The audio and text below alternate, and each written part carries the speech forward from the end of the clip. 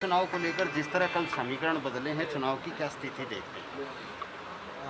मैं मानता हूँ कि भाई बड़ौदा चुनाव में समीकरण पहले ही बने हुए थे, कोई बदले नहीं हैं। पहले पहले ही मैंने एक बात कही थी स्पष्ट तौर से कि बड़ौदा चुनाव प्रदेश में बदलाव लेके आएगा।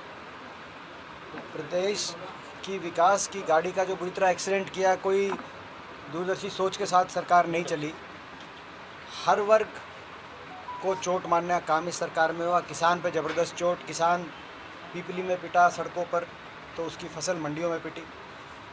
गरीब आदमी पे आर्थिक मंदी की ज़बरदस्त चोट सरकार ने कोई राहत नहीं दी। जन कल्याणकारी नीतियों पे रोक लगाने का काम हुआ।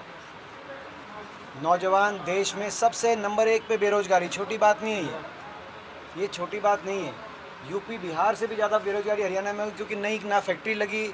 आईएमटी हम लगा रहे थे कि शहर में वो आईएमटी की योजना कैंसिल होगी कि सरकार ने एक्वायर नहीं करेंगे। बड़े बड़े प्रोजेक्ट्स, कहीं एयरपोर्ट यूपी चला गया, कहीं रेल कोच फैक्ट्री चली, कैंसिल हो गई, कोई नई यूनिवर्सिटी बनी नहीं। तो कुल मिला के बड़े बड़े जो इंफ्रास्ट्रक्चर के प्रोजेक्ट्स थे, कहीं मेट्रो बढ़नी थी, कुछ सरकार ने हरियाणा के भविष्य को अंधकार में धकेलने का काम किया। इससे प्रदेश के लोगों का विश्वास सरकार में नहीं रहा। और हरियाणा को नंबर 1, तो जो हमारे समय नंबर 1 हरियाणा विकास में, खुशहाली में और प्रति व्यक्ति आय में था, अब नंबर 1 बना दिया इन्होंने बेरोजगारी में, भ्रष्टाचार में, अपराध में। और ऐसा भ्रष्टाचार कि कोरोना में भी नहीं छोड़ा। ऐसी नीयत, कोरोना में भी लूट में कसर नहीं छोड़ी जेजेपी और बीजेपी ने मिलकर। खुली लूट, कोई शराब के मामले में, कोई रजिस्ट्रियों के मामले में, जब लॉकडाउन में लोग परेशान थे।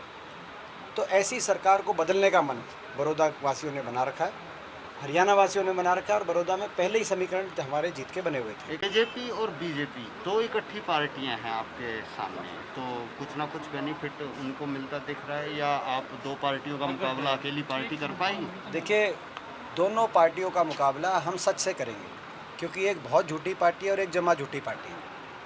ये दोनों, इन्होंने मिलकर हरियाणा का बंटाधार कर दिया।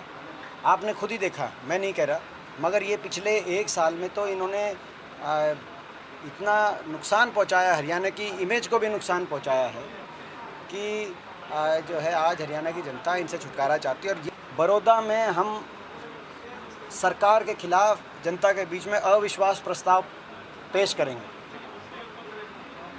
अगर वो जनता अविश्वास प्रस्ताव पारित करती है, तो उस मिले आशीर्वाद से और उस मिली ताकत से वो उस अविश्वास प्रस्ताव को बड़ौदा से चंडीगढ़ लेके जाएंगे और विधानसभा में उस अविश्वास प्रस्ताव को लाने का काम करेंगे। तो ये बड़ौदा का जो जनादेश आएगा बड़ौदा से, वो इस सरकार के खिलाफ अविश्वास प्रस्ताव पारित बड़ौदा की जनता करने जा रही है। जबकि अभी सरकार में समय बचा है, मगर ऐसे समय में जनता का कितना विश्वास है, उसका पैमाना बड़ौदा का चुनाव होगा। नंबर 1। नंबर 2, इसको दूसरी भाषा में कह देते हैं, जिस दिन बड़ौदा चुनाव की गिनती समाप्त होगी, उसी दिन खट्टर सरकार की उल्टी गिनती शुरू हो जाएगी।